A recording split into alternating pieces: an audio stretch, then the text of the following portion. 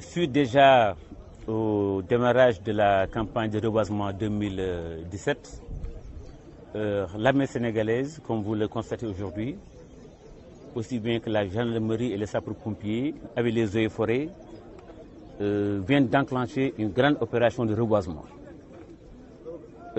Déjà, comme l'a dit tantôt le général, l'an passé déjà, nous avions reboisé environ 5000 plants dans la forêt classée mythe de Thiès.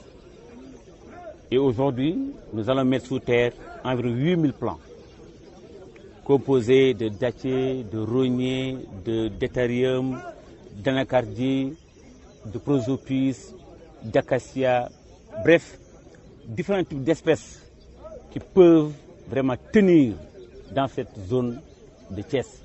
Parce que pour le reboisement, en fonction des types d'écosystèmes, il y a les types d'arbres à mettre en place. Aujourd'hui, nous avons pensé que dans ce camp, les espèces qu'on a mis ici vont beaucoup participer à l'embellissement, à donner un bel cadre de vie dans ce camp.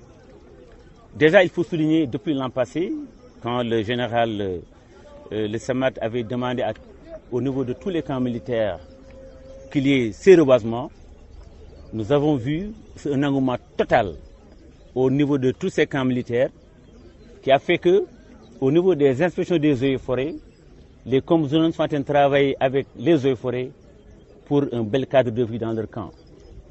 Mais la coopération ne s'est pas arrêtée là. Déjà, même au niveau des travaux de pépinières, dans certaines régions, nous avons eu l'appui de l'armée. Et pour des reboisements en forêt, l'armée est encore à nos côtés. C'est un bel exemple de coopération. Déjà, il y a à peine 3-4 mois, lors du feu de brousse qui s'était passé à Dolly, au ranch de Dolly, durant 4 jours, l'armée sénégalaise, les sapeurs-pompiers, avec les eaux et forêts, ont fait 4 jours à lutter contre le feu de brousse. Aujourd'hui, mon général, nous ne sommes plus, nous, celui des eaux et forêts, nous ne sommes plus seuls dans ce combat pour préserver nos forêts. Nous ne sommes plus seuls dans le combat pour aménager nos forêts. L'armée sénégalaise, notre armée, l'armée nationale, en luttant contre le trafic de bois déjà, là-bas dans le Fafokourou, Badion, dans le Signa, Médérefoula, partout dans la zone sud du pays.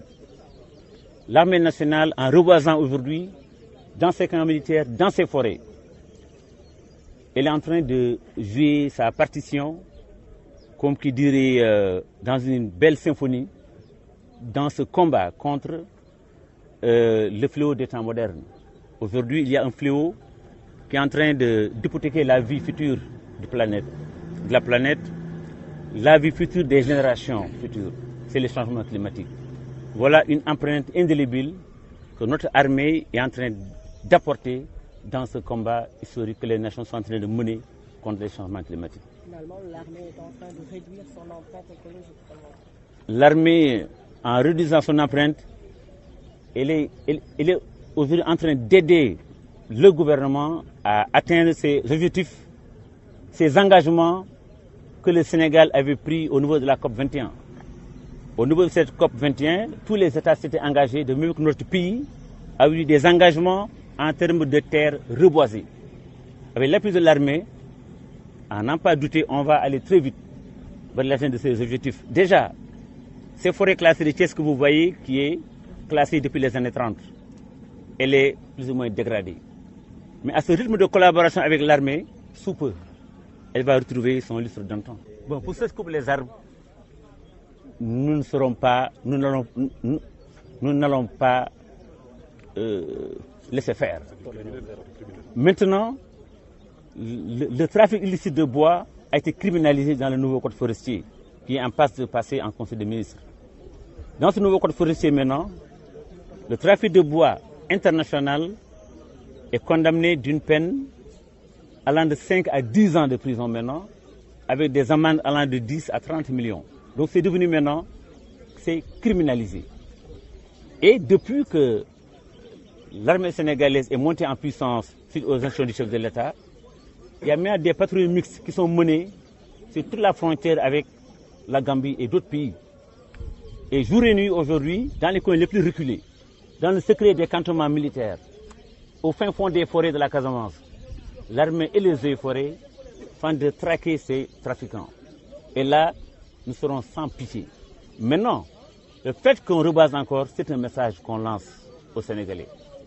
À ces jeunes qui se livrent dans ce trafic de bois, on leur dit écoutez, venez reboiser parce que ce sont vos forêts. Quand vous êtes à la Casamance, toute la vie des populations, c'est au niveau des forêts.